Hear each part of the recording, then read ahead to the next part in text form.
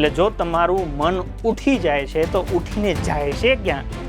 માની લો કે કોઈને તૈયારીમાં મન નથી થતું, કેમ? તો કે એને ધંધામાં મન લાગે છે. જો તમને એવું લાગે કે ધંધામાં સારું કમાઈ લ્યો મહિને 25-30 હજાર, તો હું કહું છું તૈયારી મૂકી દો અને ધંધામાં ફોકસ કરી દો. માની લો કે તમને એવું થાય છે કે પછી ધંધો હાલે ન હાલે તો 1 મહિના તૈયારીમાં બ્રેક મૂકી દો અને જે ધંધો કરવાની ઈચ્છા છે એને નોકરી કરો.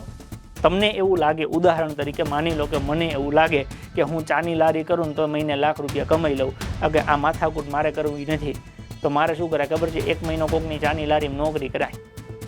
ડાયરેક્ટ ચાની લારી કરવાની જરૂર નથી, ત્યાં નોકરી કરાય. ત્યાં કેવા કામો કરવાના છે તમારા મનમાં જે આવે એ કરો. ઓકે, જો એ કરવાથી એ લારીમાં કંઈ ફેરફાર થાય છે અથવા તો તમે સવારથી સાંજ સુધી ટકી શકો છો? જો ટકી જાઓ અને મહિનો કાઢી નાખો તો પોતાની લારી ખોલી દો કે પોતાનું શોરૂમ ખોલી દો. જે બને ચાનું જેવડું બનાવવું એવું બનાવે. અત્યારે તો ચા 1-1 કરોડ રૂપિયાની લોકો ફ્રેન્ચાઇઝી આપે છે. ટી પોસ્ટ જેવી 1 કરોડ રૂપિયા લે ફ્રેન્ચાઇઝીના બનાવવાની ચાર્જ. તો એ તમારામાં એવી સ્કિલ હોય તો